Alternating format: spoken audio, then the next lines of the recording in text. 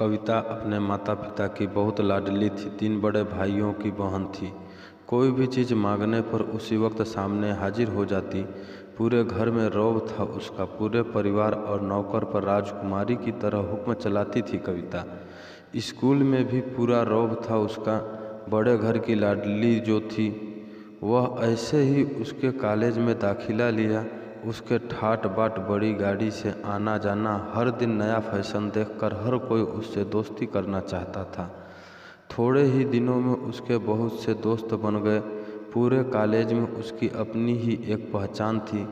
इन दिनों उसके घर एक रिश्ता आया। खानदानी लोग थे और पापा की पुरानी जान पहचान थी उसके साथ।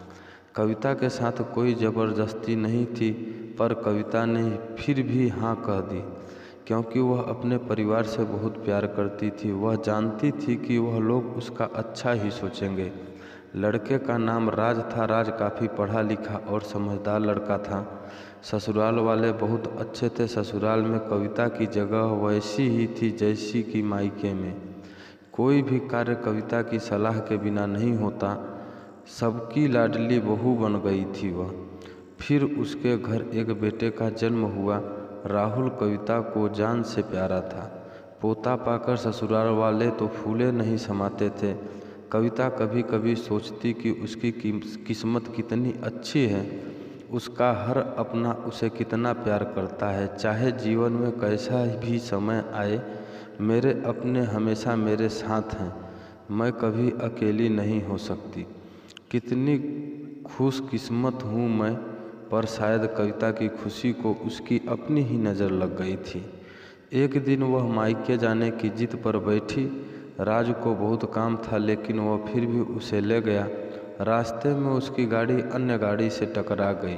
कविता, राज और राहुल बुरी तरह से जख्मी हो गए। काफ़ी दिनों के इलाज के बाद राज और राहुल तो ठीक हो गए, लेकिन कविता पूरी तरह से ठीक ना हो सकी।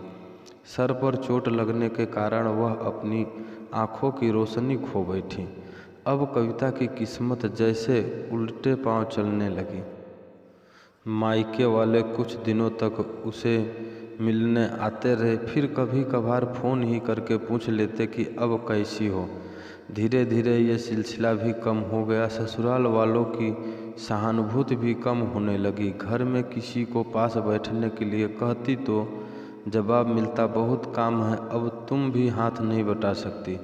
राज भी चिड़चिड़ा हो गया था। बस राहुल ही था उसके साथ, जिसके साथ हंसते खेलते उसका वक्त गुजरता।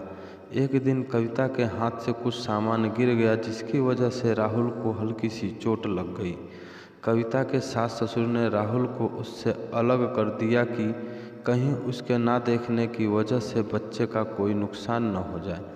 कविता अंदर से टूट चुकी थी। एक दिन उसने सबके सामने मायके जाने की इच्छा रखी तो राज उसे तुरंत मायके छोड़ आया, जैसे कि वह भी यही चाहता था, लेकिन राहुल को उसके साथ नहीं भेजा गया। कविता कभी राहुल से दूर नहीं रही थी, पर अपनी कमी के कारण उससे ज़्यादा बहस नहीं की। कविता को लगा कि वह 3-4 दिन वहाँ रहेगी तो थोड़ा हवा पानी बदल जाएगा, क्योंकि वह कितने दिनों से कहीं भी बाहर नहीं गई थी। घर वाले भी इतने दिनों बाद उसे देखकर कितने खुश होंगे। कविता के घर पहुंचने पर सब लोग बहुत खुश हुए। खाने में सब कुछ कविता की पसंद का ही बना था। उसने अपने मम्मी पापा और भाई भाभी से दिल खोलकर बातें की। उनके छोटे छोटे बच्चे भी बुआ के साथ घुल मिल गए थे। रात को सोने के वक्त जब वह कपड़े बदलने लगी तो उसे पता चला कि उसका बैग तो बहुत भरा हुआ था। वह सब समझ गई। वह बहुत उदास हो गई। कुछ दिनों तक तो सब ठीक था, फिर जैसे सब बदलने लगा। सबका व्यवहार बदल रहा था। वह लोग जैसे थक चुके थे। उससे सब लोग घुमा फिरा कर पूछने लगे कि राज कब आ रहा है उसे ले जाने। वह बहाना बना देती, जबकि वह जानती थी कि उस घर में अब उसके लिए कोई जगह नहीं है। कविता से चलते वक्त कुछ न कुछ नुकसान हो जाता। थोड़ी बहुत टोका टाकी उसे सुनाई देती, वह टाल देती। एक दिन उसके हाथ से लगकर एक कीमती फूलदान टूट गया छोटी भाभी ने बहुत हंगामा मचाया।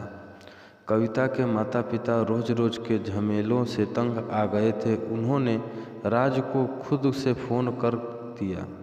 राज कविता को अपने घर ले गया। कविता को अपने घर परिवार वालों से ये उम्मीद न थी कि जिस कविता के कहे बिना घर के एक पत्ता भी नहीं हिलता था, उस घर के लिए वह अब बोझ बन चुकी थी।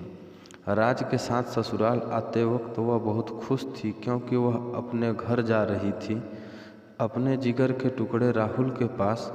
परंतु यह खुशी भी कुछ पल की ही थी। सारा बंदोबस्त पहले ही किया हुआ था। कविता को सीधे ऊपर वाले कमरे में पहुंचा दिया गया। राहुल से दूर रखने की सख्त चेतावनी दी गई। एक काम वाली लता को उसकी जिम्मेदारी सौंपी गई, जो उसके खाने पहनने जैसी ज़रूरतों का ध्यान रखती। कविता ज़्यादातर चुप ही रहती। कभी कभी काम वाली लता से थोड़ा बतिया लेती, जिसके जरिए राहुल का पता चल जाता। सबकी लाडली बेटी और बहू सबके लिए लाडली से बोझ बन चुकी थी।